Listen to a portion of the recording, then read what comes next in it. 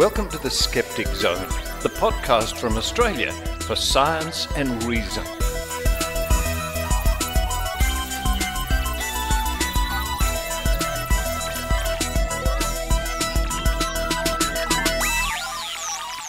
Yes, it's the Skeptic Zone podcast, episode number 683 for the 7th of November 2021. Richard Saunders here with you from wet and raining Sydney, Australia.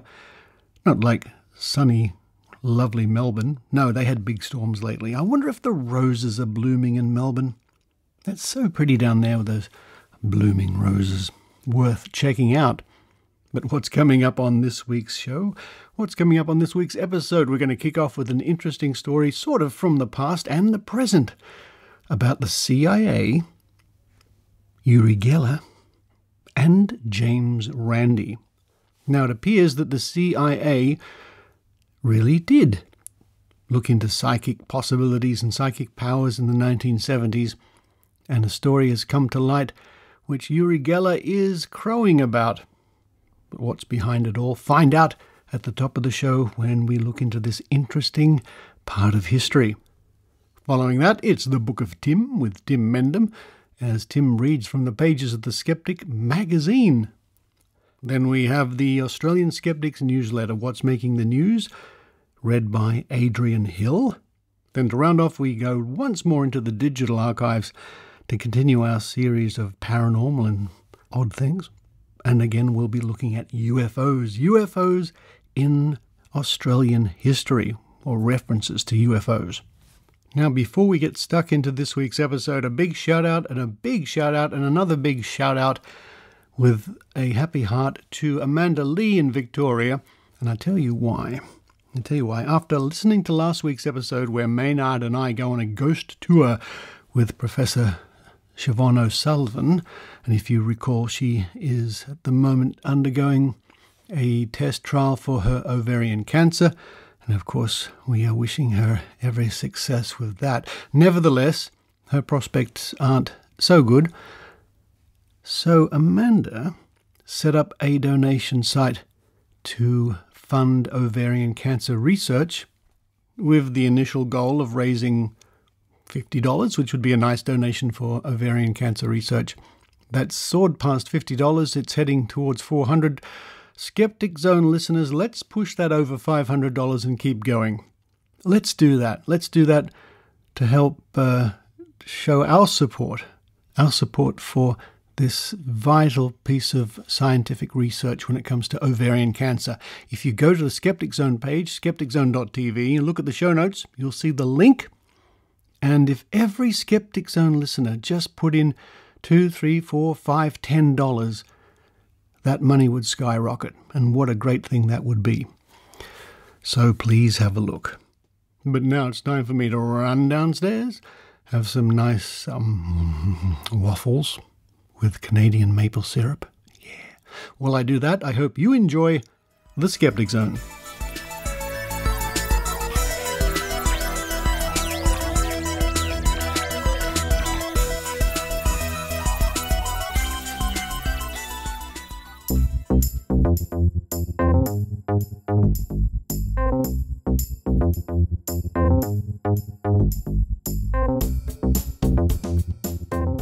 Uri Geller.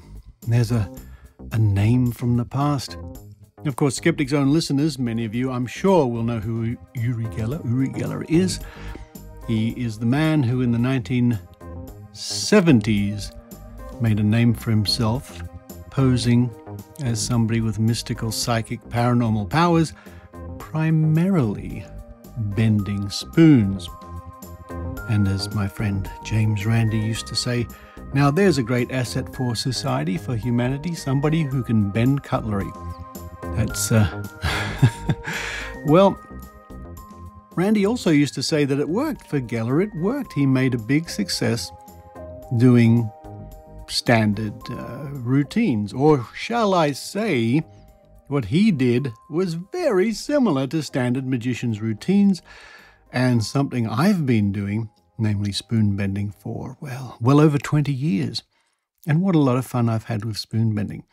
My friend Rob Palmer, the well-known skeptic, has brought this story to my attention, and it comes from the Daily Star from the UK. And the headline says, Uri Geller is no faker and really does have special psychic powers, says the CIA.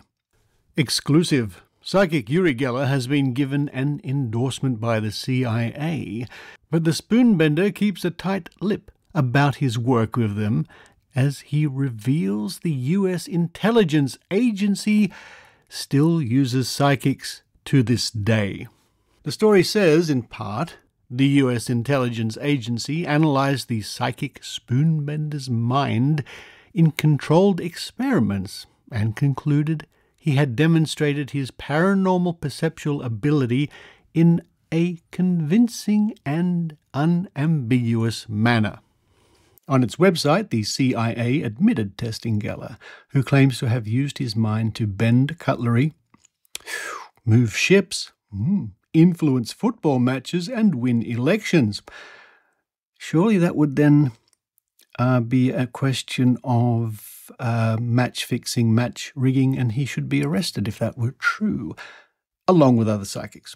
He had produced enough accurate findings to defy randomness, the agency said this week.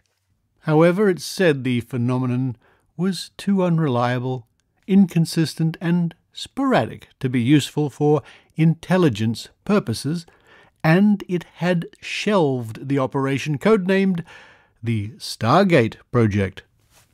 Sounds like a TV show. Geller told the Daily Star it was an amazing endorsement of his powers and claimed the agency was still using psychics in its operations in secret. And I'm sure they're still using Martians too, and pixies and fairies.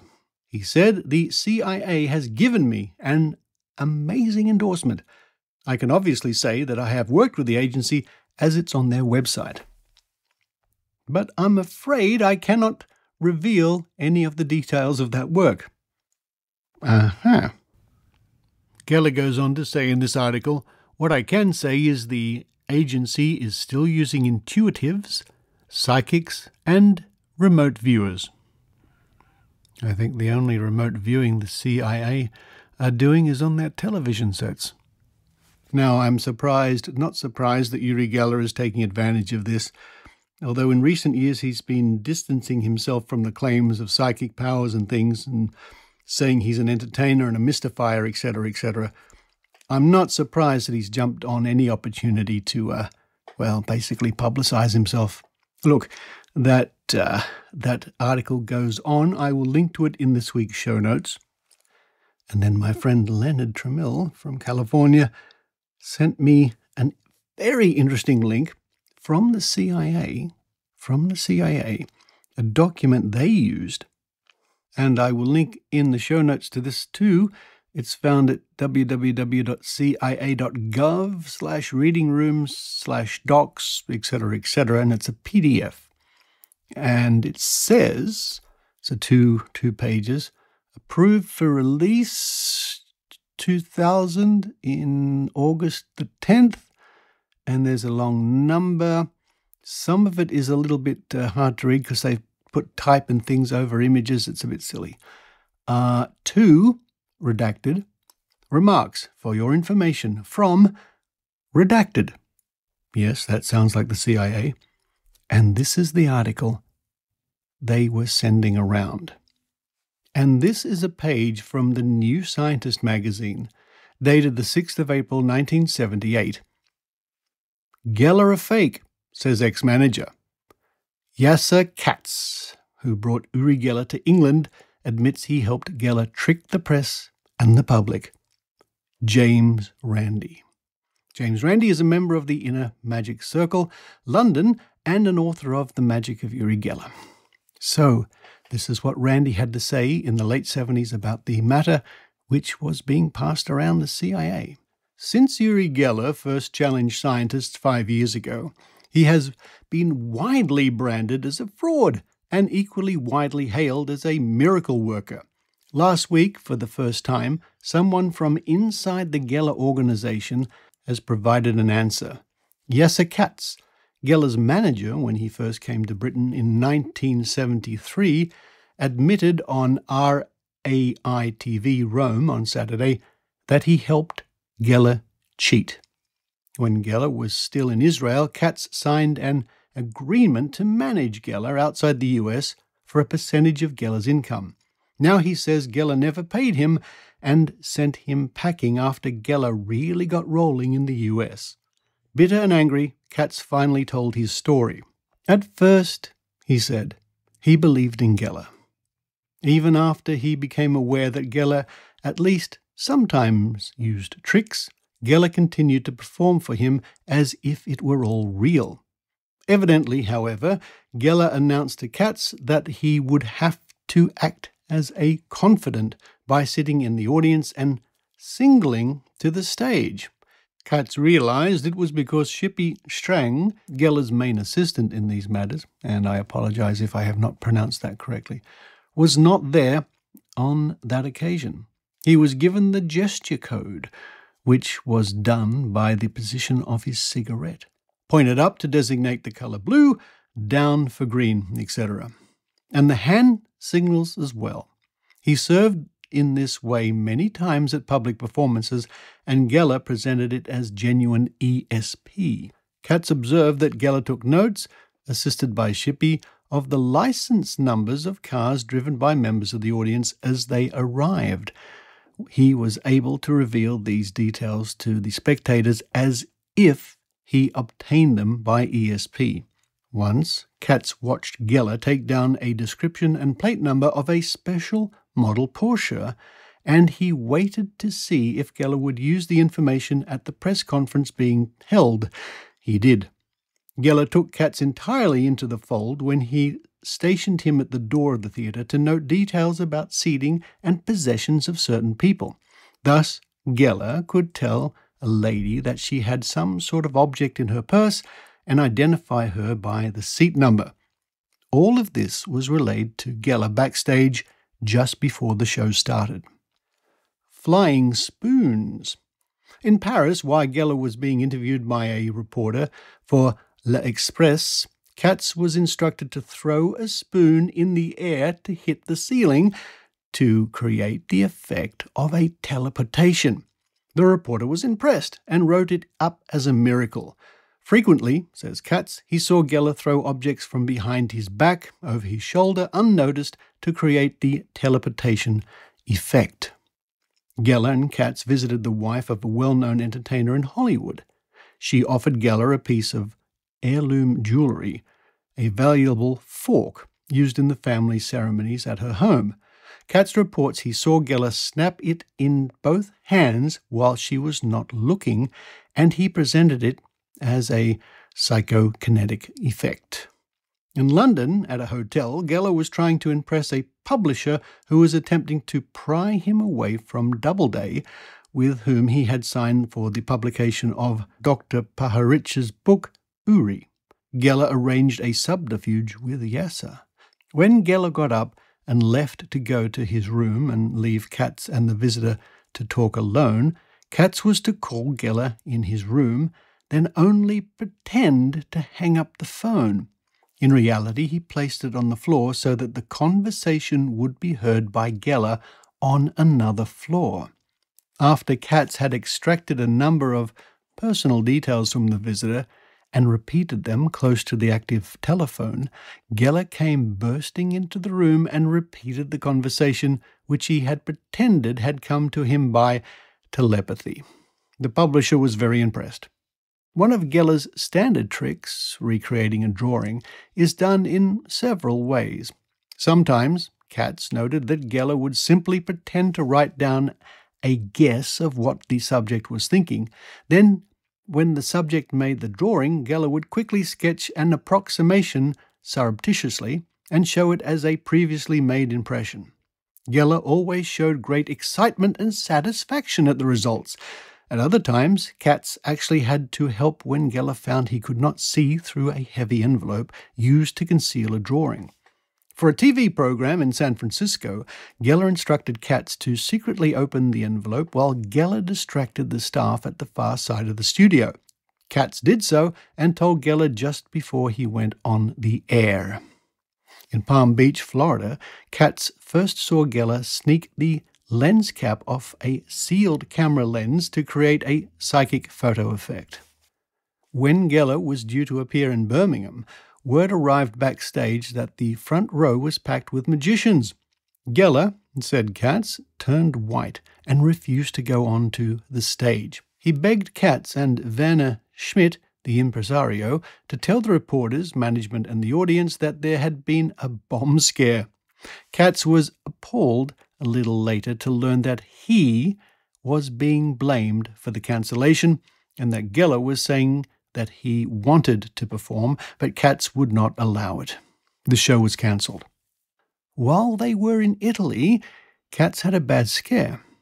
Together, he and Geller visited a jewellery shop to price expensive watches.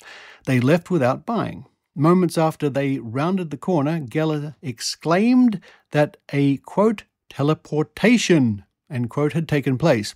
A new wristwatch was on his arm. Said Katz, I knew he had stolen it. Although he now says he was brainwashed, it is curious how simple the tricks were that Geller used to convince Katz.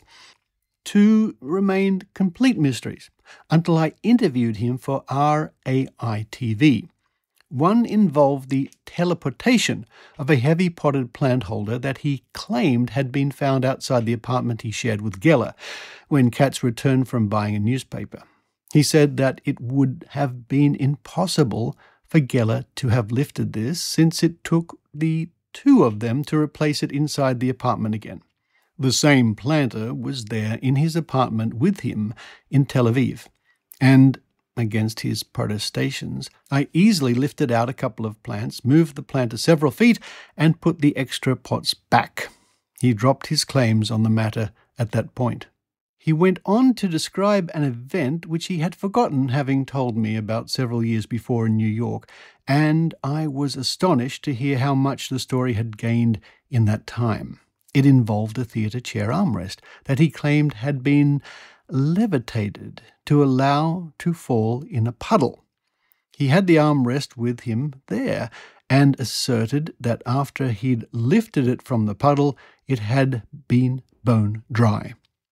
I poured a glass of water over it right before him and showed him that the vinyl plastic armrest was just as dry then as it had been when the Geller miracle took place.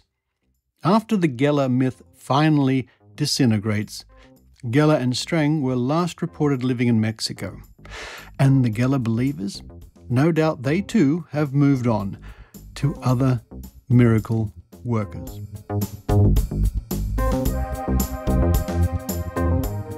And again, that is from the New Scientist magazine, dated the 6th of April 1978, written by James Randi. And I have before me here the book The Truth About Uri Geller by James Randi, and autographed to Richard from Randi. That's very nice. And if you haven't read that book, it's a terrific read. It really is an interesting read into the whole Geller phenomenon all those years ago. So in 1978, James Randi was of the opinion that Geller's days had gone, but no, every few years, or maybe every year, I don't know, Geller pops up in the press somewhere along the way. He does love the publicity, and he'll claim responsibility for all sorts of things. I think he even claimed responsibility for helping move the Olympic torch when it got stuck slightly at the opening of the Games here in Sydney in the year 2000. And do I remember that he claimed responsibility for helping free that ship that was stuck in the Suez Canal earlier this year? And once again, I will link to the relevant pages in this week's show notes.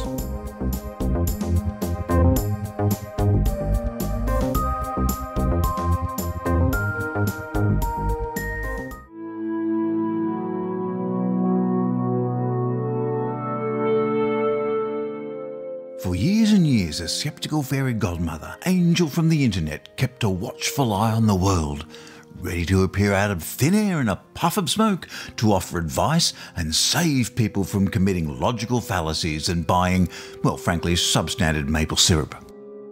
But in 2021, she's decided to take some time off to watch the Australian and New Zealand Skeptics Convention in November. Fancy. Her task now is to find a fill-in skeptical fairy to cover for her.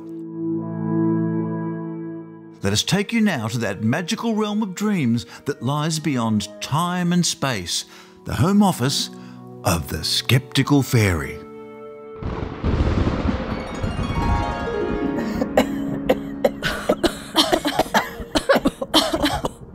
Hello, everyone.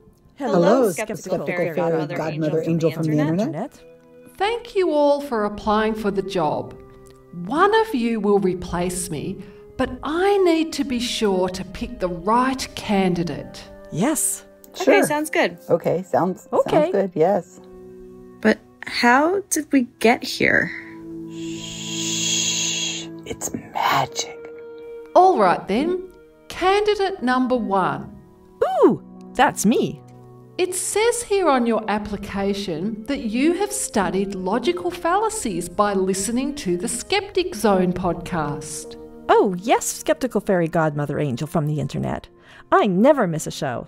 In fact, if I get the job, I will fly to the producer and tell him about a new logical fallacy. Oh, really? Which one is that? The logical fallacy of the sticky situation. The sticky situation? Does this have anything to do with maple syrup? Yes, how did you know? Just a wild guess.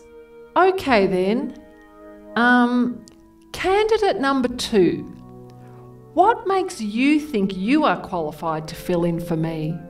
Well, Skeptical Fairy Godmother Angel from the Internet, I'm working on your Wikipedia page and I needed extra inside information. And what better way than to borrow your wings?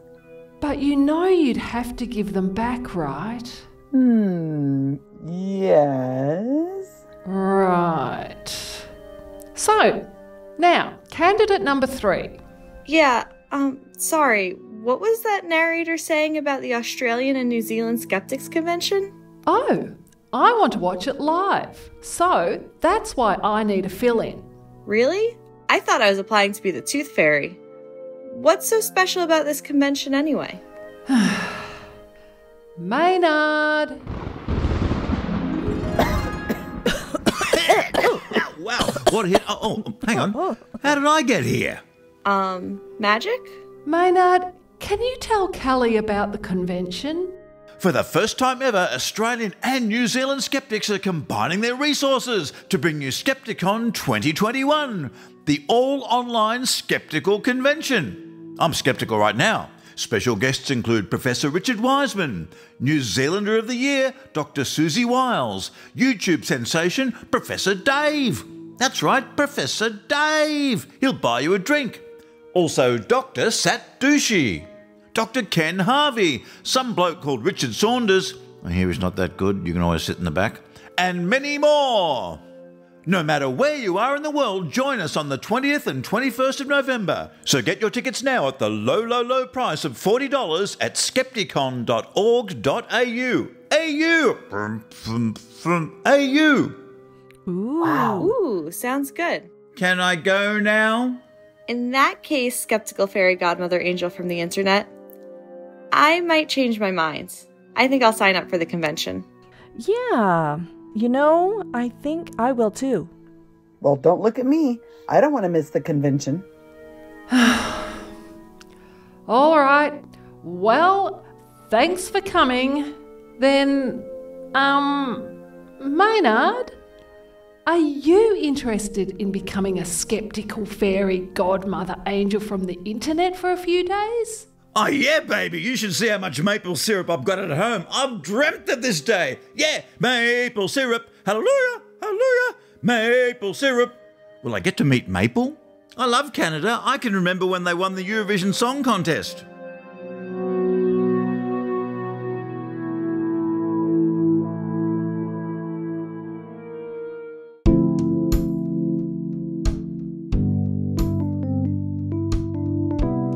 And now, a reading from the Book of Tim with Tim Mendham.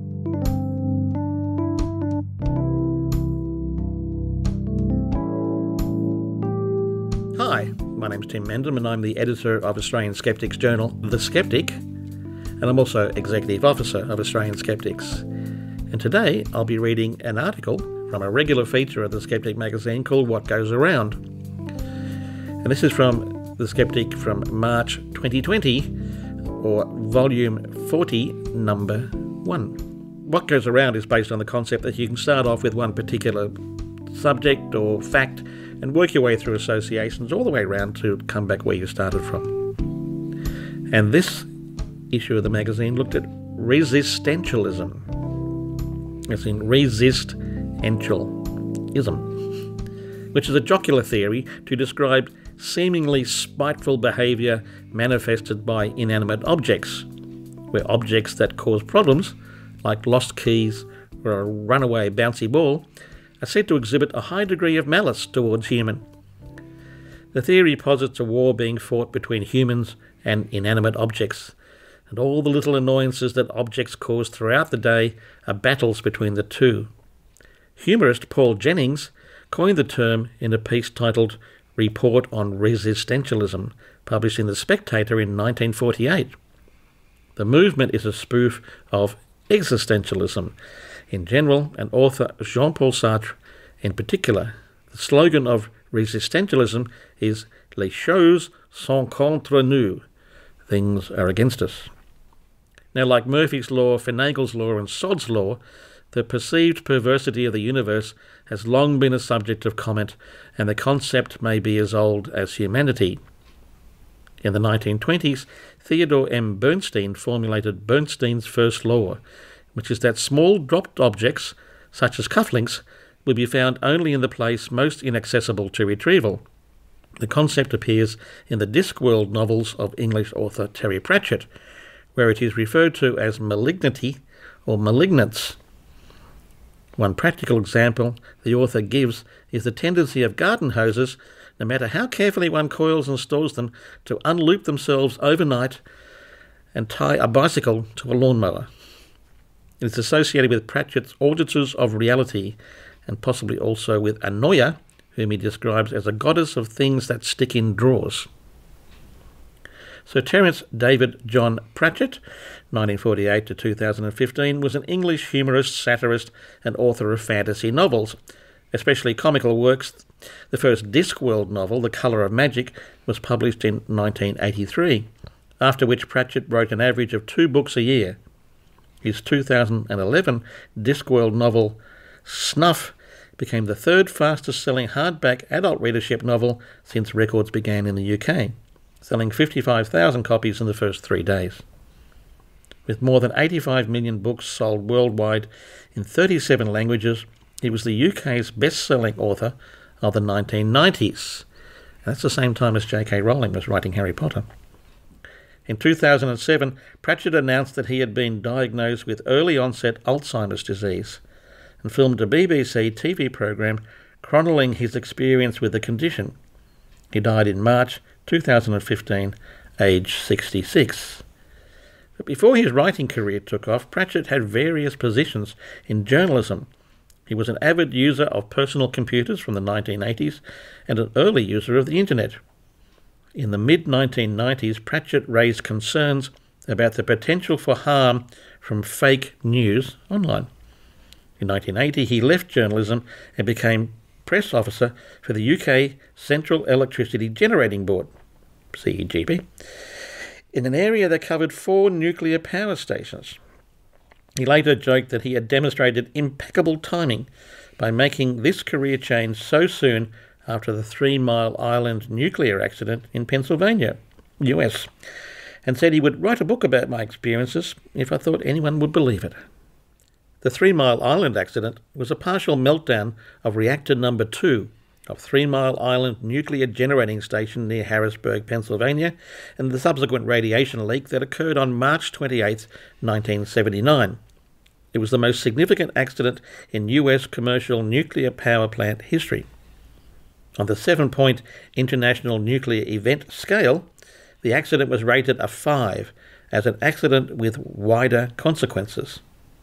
The accident crystallised anti-nuclear safety concerns, resulting in new regulations for the nuclear industry and probably contributed to the decline of new nuclear reactor construction. A clean-up started in August 1979 and officially ended in December 1993 with a total cost of about $1 billion. Now, 12 days before the 3 Mile Island accident, the movie The China Syndrome, which featured an accident at a nuclear power plant, premiered. It was initially met with backlash from the nuclear power industry, claiming it to be sheer fiction and a character assassination of an entire industry. This was just 12 days before the actual accident happened. In the film, the plant's operating crew noticed a high-pressure measurement on a gauge and began to reduce coolant flow to lower the pressure. This does not appear to work, and they continue reducing the flow until an emergency indicator lamp warns of extremely low pressure. Confused by the conflicting indications, an operator taps the gauge, at which point the needle becomes unstuck and swings over to indicate extremely low pressure. This could be seen as a serious and less light-hearted instance of malignity or resistentialism. Which brings us back to where we started.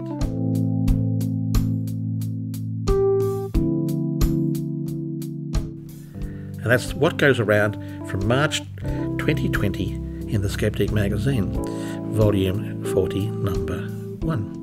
You can download this issue of the magazine and most issues of the Skeptic magazine from our website, skeptics.com.au, and it won't cost you a penny. And while you're there, why not subscribe to the Skeptic magazine? It's well worth reading and will make me very happy.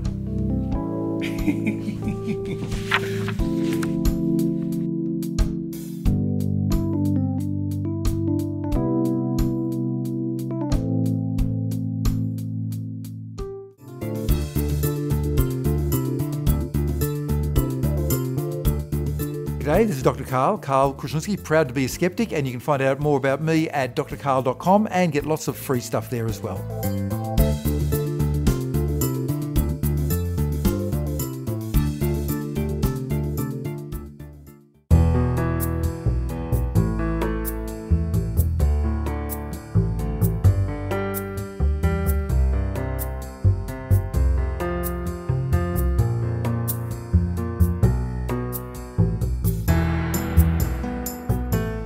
Hello again. This is Adrienne Hill from Canada, here to read the Australian Skeptics newsletter. I'm back from my maple syrup and waffle tour of Canada and the US. And I want to say a huge thank you to Michelle Bickersma, who did an amazing job filling in for me the other week. I love her voice. Now, let's see what Tim Mendham has in store for us today. Highlights from newsletter number 135. Hi all, it says. Some recent sad news was the death of Martin Hadley, former president and treasurer of Australian Skeptics, Inc. Martin was a prominent figure in the skeptical community, not least, as many condolences pointed out, for his helpful advice on legal issues. He'll be missed. Meanwhile, we've just passed Halloween, so there are lots of seasonally appropriate ghost stories around, some serious and, of course, some silly. And while that particular festivity may have passed, we're getting that much closer to Skepticon 2021. It's just 3 weeks away, so if you haven't booked your ticket yet, you should do so straight away. Read on. Tim. Skepticon 2021, an online event. Tickets are available for this year's Skepticon, the joint Australian and New Zealand Skeptics annual convention to run on November 20th to 21st. This will be an online-only event, thanks COVID. Tickets are now available from the Skepticon shop at skepticon.org.au. The Bent Spoon nominees announced. MP Craig Kelly and former MP Clive Palmer are leading contenders for the 2021 Bent Spoon. Others include ABC TV for its coverage of biodynamic agriculture and an overly active naturopath in Queensland. Halloween Ghosts number 1. Ghost Hunters Who Use Science. It's an article on Kenny Biddle, a noted U.S. skeptic and ghost hunter, or more a hunter of ghost hunters. And remember that all the items mentioned here come with a link when you subscribe to the newsletter. Halloween Ghosts number 2. The science behind ghost hunting. The more science, the fewer ghosts, except that in ghost hunting, a sad irony is how science is providing tools for people who, knowingly or otherwise, are using them in unscientific ways. Vaccine skeptics on Colin Powell's death. Quote, "In a political moment where every public health strategy to mitigate the virus has been politicized, public health experts said they expect Powell's death to be misconstrued to feed a narrative that the vaccinations do not work." End quote. And that's, unfortunately, exactly what's happened. U.S. deaths tied to aromatherapy spray. U.S. federal authorities have warned that a rare bacterial infection that killed 2 people has been tied to an aromatherapy spray sold at Walmart. Why Neil deGrasse Tyson thinks science is true. Political views are constantly getting mixed up with scientific opinions, and there is so much pseudoscience that ends up looking like the real thing. An interview on astronomy, UFOs, science, and truth. Who's winning the UFO credibility wars?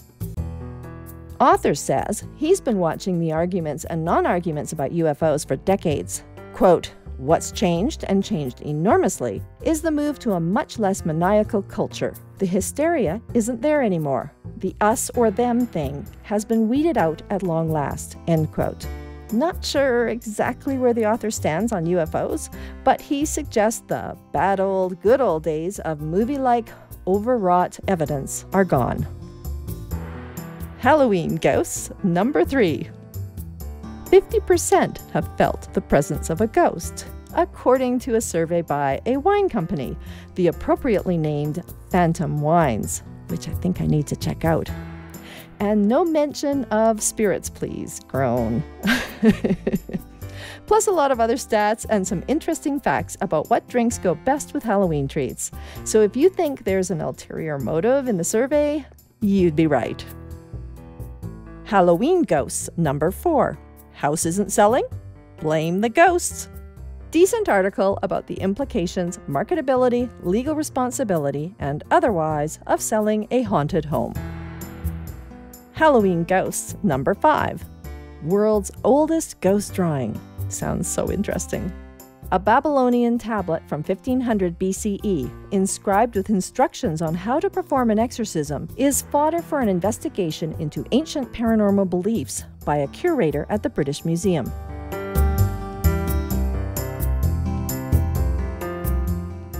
To subscribe to The Skeptic, the magazine from Australian skeptics, go to our shop to sign up for a hard copy or digital edition, or both, since the digital is offered free to those who take up the hard copy version.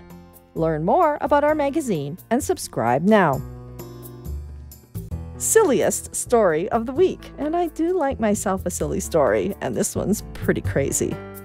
Psychic analyzes biscuit crumbs. Reading tea leaves is one thing, but bicky crumbs? The UK digestives company, McVitie's, cottons on to a marketing ploy. Read your future by the bits that dropped onto your plate. The company enlisted a, quote, psychic to the stars, end quote, to offer guidance in the science of chromology. I think I kind of wish I'd taken that in university. Some of the shapes analyzed seem a bit far-fetched. No kidding. The one showing birds seems to look more like a map of Australia, but hey, if you can see a virgin in the stars, then you can find anything in the crumbs. That's all for this newsletter. This is Adrienne Hill, running upstairs to the kitchen to cook up more waffles and maybe try to read the future from the crumbs. Bye for now.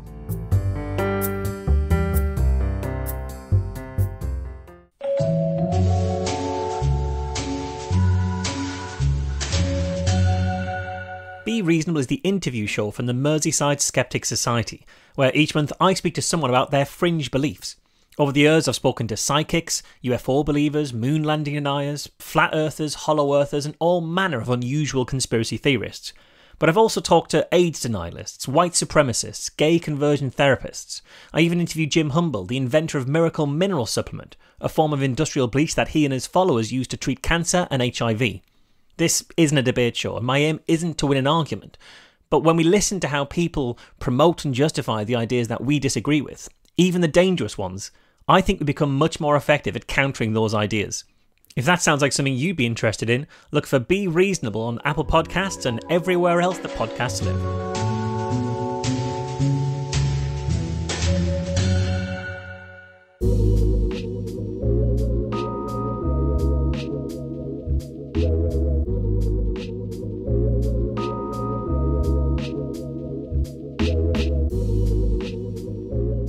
Now it's time once again to dive into those digital delights at Trove, trove.nla.gov.au, the online resource from the Australian Government and the National Library of Australia of digitised newspapers, gazettes, periodicals and so on, dating back centuries. And what a valuable resource it is. Just go there, type in your search criteria, and you'll never know what you'll find.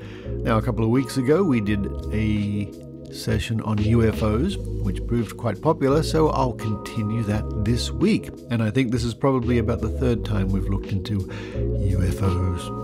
An oldie, but a goodie.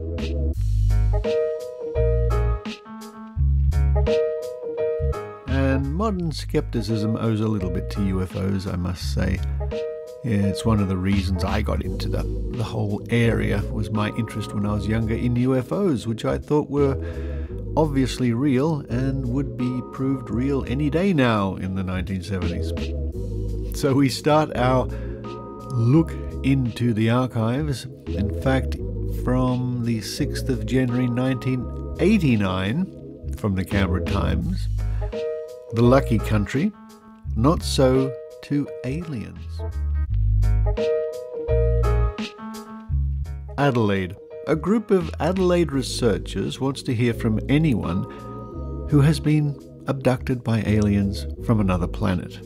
Puzzled as to why fewer Australians are kidnapped by extraterrestrials than people in the United States and Europe, UFO Research Australia is trying to find out why Australia is lagging behind the rest of the world. It might sound crazy, but the group's quest is quite serious. UFO and Chief Researcher Keith Basterfield said, UFO Research Australia is a private group which neither believes nor disbelieves the theory that aliens from space are responsible for the UFO phenomenon. Mr. Basterfield said a number of books had been published in the US and Britain documenting accounts of people who have claimed to have been abducted by extraterrestrials. But few such stories have come from Australia, even though UFO sightings here were not uncommon. Among cases recorded are that of a Melbourne woman who claimed in 1966 she was raped by an extraterrestrial, and the disappearance of a 20-year-old pilot and his Cessna aircraft over Bass Strait in 1978. The postal address for the UFO Research Australia is PO Box 229, Prospect, South Australia 5082. And that report of the pilot, the 20-year-old pilot and his Cessna over Bass Strait, that's the case of Frederick Valentich, and that has been covered quite widely, and there's a good account of that over at Skeptoid with Brian Dunning. I know Brian regularly listens to the Skeptic Zone. Here's the next one, and it comes to us from Papua New Guinea Post-Courier, dated the 8th of February 1978. So, late 70s, still well in the UFO era. Destroyed town gets UFO award. Illinois, United States, Tuesday, Australian Associated Press. Nobody could remember just when the alien creatures in 10 or 20 flying saucers reportedly strafed the town of Chester and left it in a pile of rubble.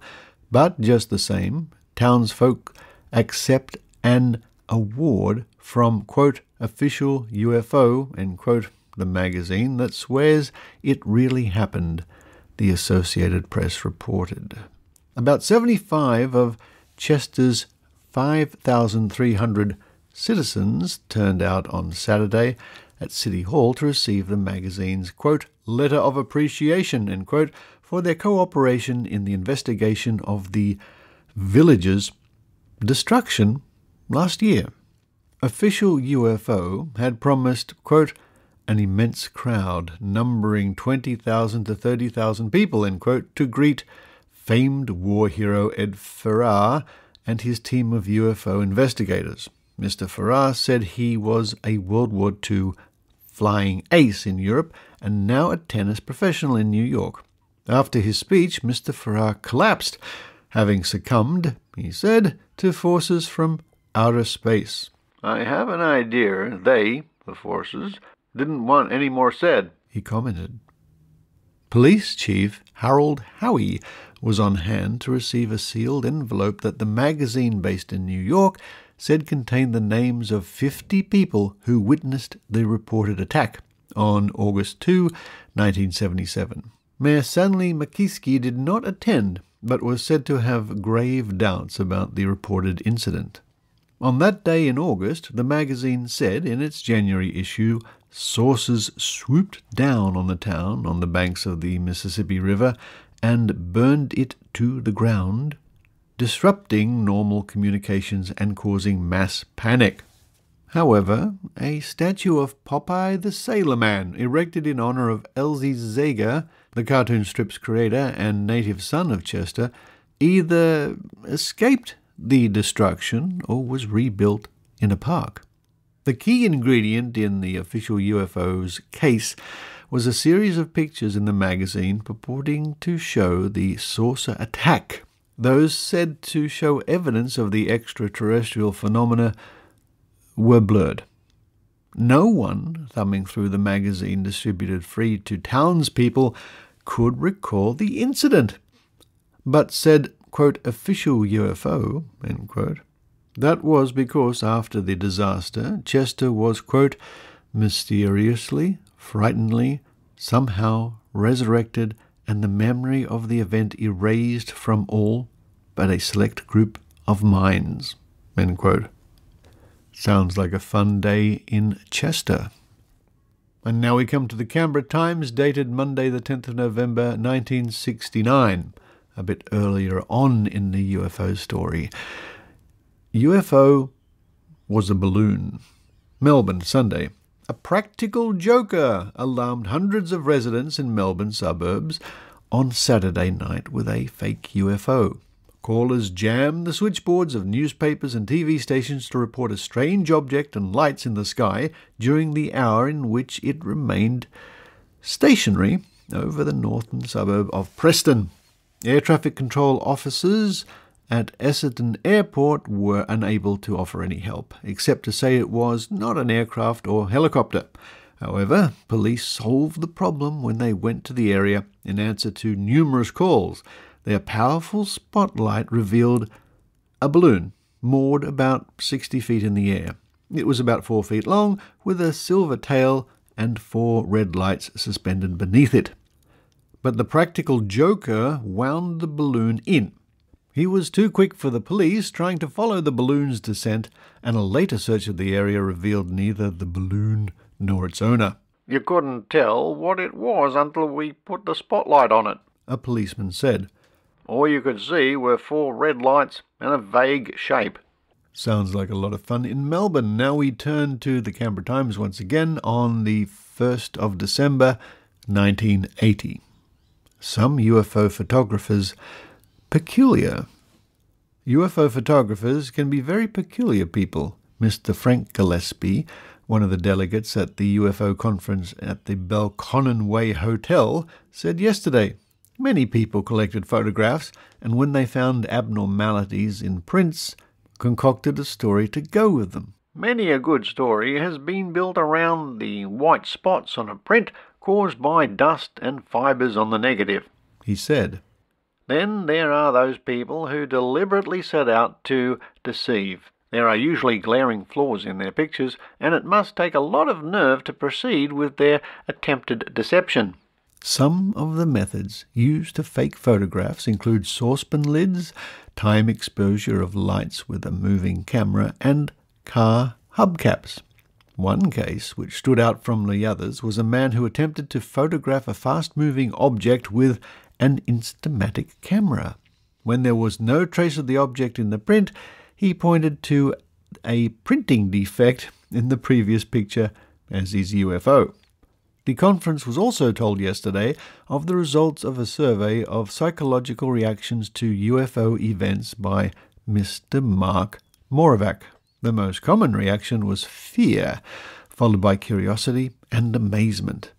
In a number of cases, there were also physiological reactions, and the most common were insomnia, sensitive eyes, and headaches. In his conclusion, he said the fact that many people feared something which officially did not exist was a powerful reason for an urgent and serious study of UFO phenomena. And lastly, we come once again from the Canberra Times. It gets a lot of mentions in the Canberra Times. I think that many of their issues, if not all, are digitized. From the 26th of February 1968, back in time a little bit. Farmer tells of trip in Martian craft, UFO. Loco, Texas, Sunday, Australian Associated Press. This tiny West Texas farming community bears a name which may not help close the flying saucer credibility gap. Nevertheless, Mr. Carroll Watts, a sober-minded 29-year-old farmer known to his neighbours as a man, quote, of reliable character, end quote, was yesterday seeking a congressional investigation into his report that he saw a spacecraft from Mars several times last year, photographed it, and rode inside it for 2 hours. Mr. Watts said the 100-foot-long metallic craft hovered about 3 feet off the ground near his home last April 11, and 6 miniature men aboard asked him to ride with them. They were all about 4 feet high, with white or grey skin, broad flat noses and thin-lined mouth, no hair, and eye sockets that ran back nearly to their cars, he said. Mr. J. Allen Hynek, an astronomer professor at Northern Western University and special consultant to the Air Force on unidentified flying objects, said pictures Mr. Watts forwarded to him were quite clear, and everyone I've talked to there with him gave him a clear bill of health as far as he is not being a fake. Well, I think we can rule out that this man in Texas rode in a spaceship from Mars.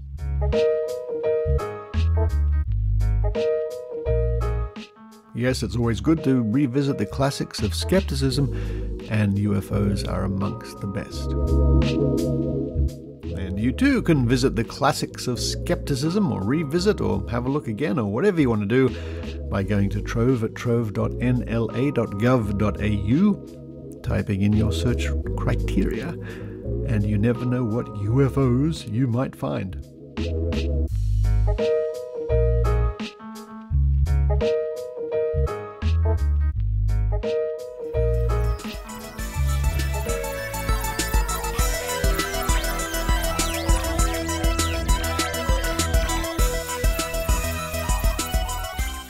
Thank you for listening to the Skeptic Zone. And it's not long now until Skepticon, the Australian and New Zealand annual skeptical convention, held together for the first time. It's 20th and the 21st of November. And as the Skeptical Fairy and Maynard and all the others reminded us, you can get your tickets at skepticon.org.au for the low price of $40 Australian dollars, which is less than $30 US. Adrian Hill, I don't know what that is in Canadian dollars, but it's pretty cheap, whatever it is. Thank you to those supporters who keep supporting the show at skepticzone.tv with your PayPal contributions or your Patreon patronage. And that means, of course, as you well know, the show keeps going. So I rely on you, and I appreciate your contributions very much. But for this week, this is Richard Saunders signing off from Sydney, Australia. You've been listening to the Skeptic Zone podcast. Please visit our website at www.skepticzone.tv for show notes, contacts, and to access the back catalogue of episodes going back to 2008. You can follow the Skeptic Zone podcast on Twitter at Skeptic Zone, visit our Facebook page, or leave a review on iTunes. You can also support the Skeptic Zone via Patreon or PayPal. The Skeptic Zone podcast is an independent production. The views and opinions expressed on the Skeptic Zone are not necessarily those of Australian Skeptics or any other skeptical organisation.